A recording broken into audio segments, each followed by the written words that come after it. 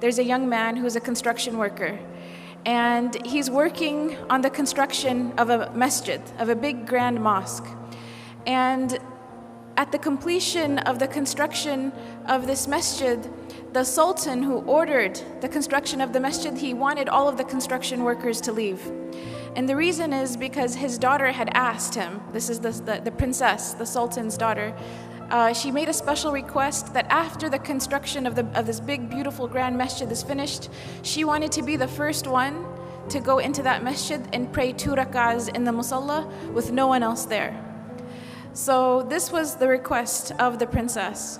So the masjid is finished, the construction workers leave, and this one construction worker, he was falling behind, he was late, and he didn't realize that everyone else had already left.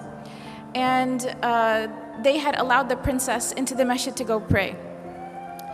So as he's leaving, he catches a glimpse of the princess inside the musalla of the masjid praying 2 rak'ahs of nafl.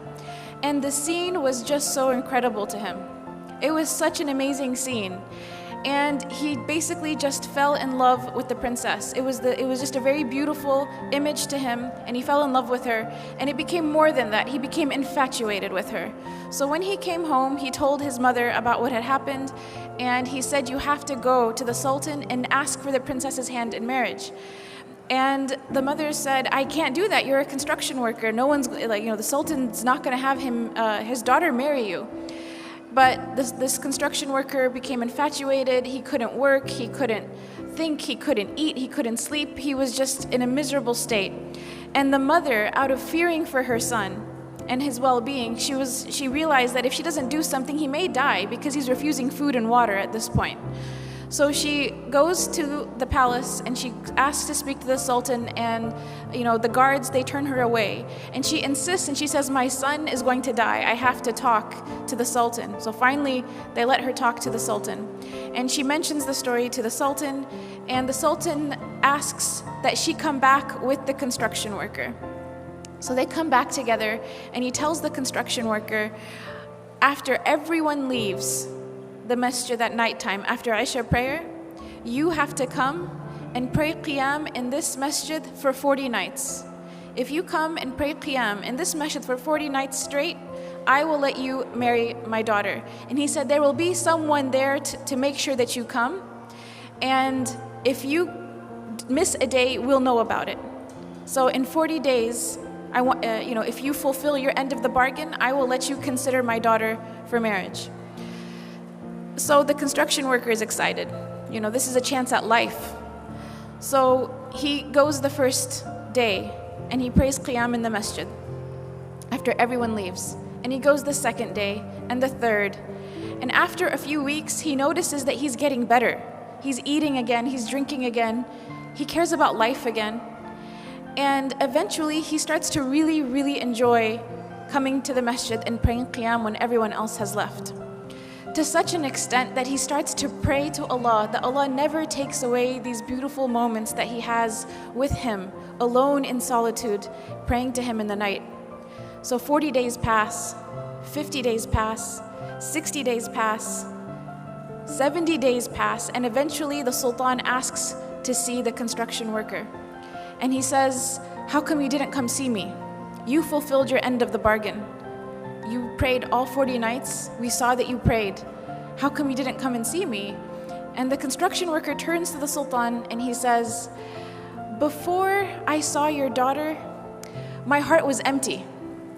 And the first thing of beauty that my heart was exposed to was your daughter. And that's why it grabbed onto that experience. But then after I started praying in the masjid for 40 nights, my heart witnessed a beauty that was much greater than her. My heart witnessed a beauty that it has never felt before.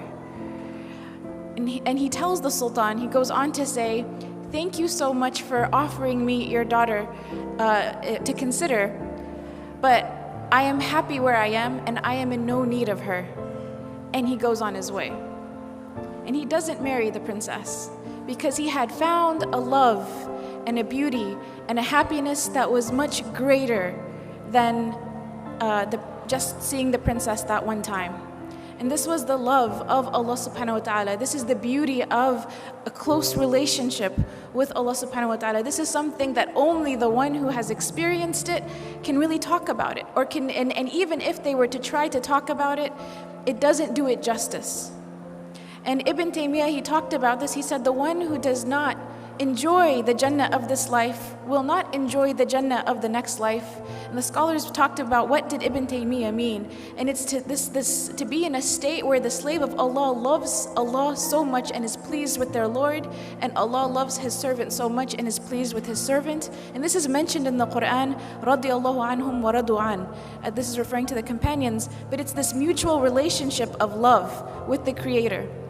When we talk about the categories of sweetness of Iman, to love Allah subhanahu wa ta'ala more than we love everyone and anything else, including ourselves, is something that brings the sweetness of Iman. And you could think, how could loving someone other than myself bring happiness? Only when it's Allah subhanahu wa ta'ala.